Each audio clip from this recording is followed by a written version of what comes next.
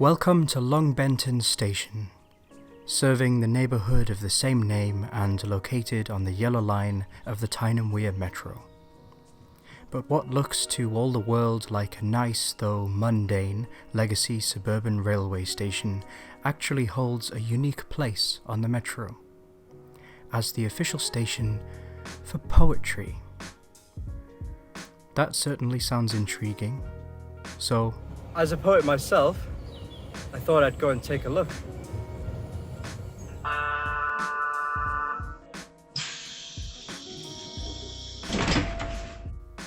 Longbenton Station was first opened in 1947 by the London and North Eastern Railway, a relatively late addition to the North Tyneside Loop, one of the lines served by so-called Tyneside Electric's suburban trains.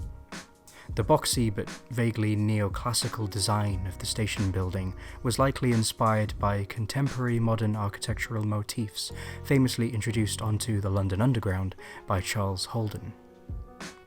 In the 1970s, the British rail station closed and was converted for use on the new light rail Tyne and Wear Metro, and it reopened as Longbenton Metro Station, along with the first phase of the Metro in 1980.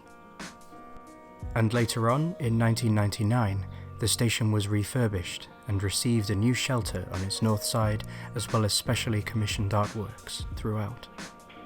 Today, the station is used by over 1 million passengers every year, and is deservedly considered one of the loveliest on the Metro network, and I can't exactly disagree with that. So, where does poetry come into all of that? Well, in 2021, a local poet, Anna Woodford, had the idea of bringing poetry onto the Metro in response to the COVID-19 pandemic.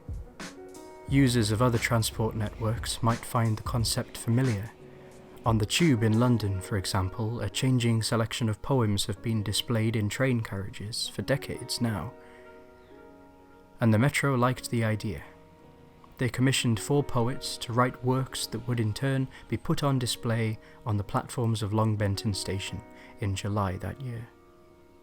Later, in 2021, in association with the Poetry Book Society, the Metro ran a competition for 4 more writers to win the opportunity to have their poems displayed in the station, on the chosen theme of winter.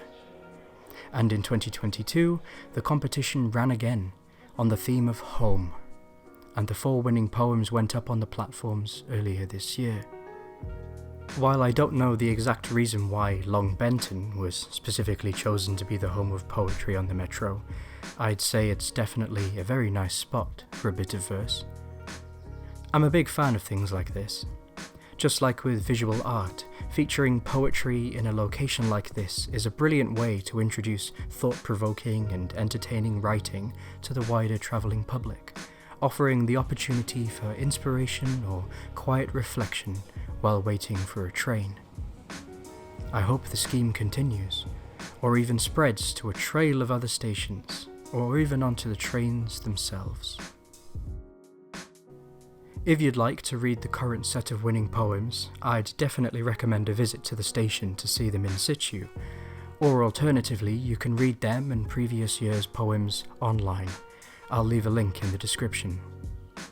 And with the next call for competition entries coming in the autumn, it looks like Longbenton's going to be the Metro's poetry station for a while yet, and that makes me very happy.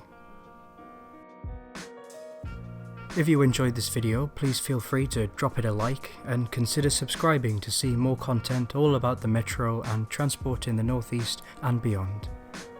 Thanks for watching.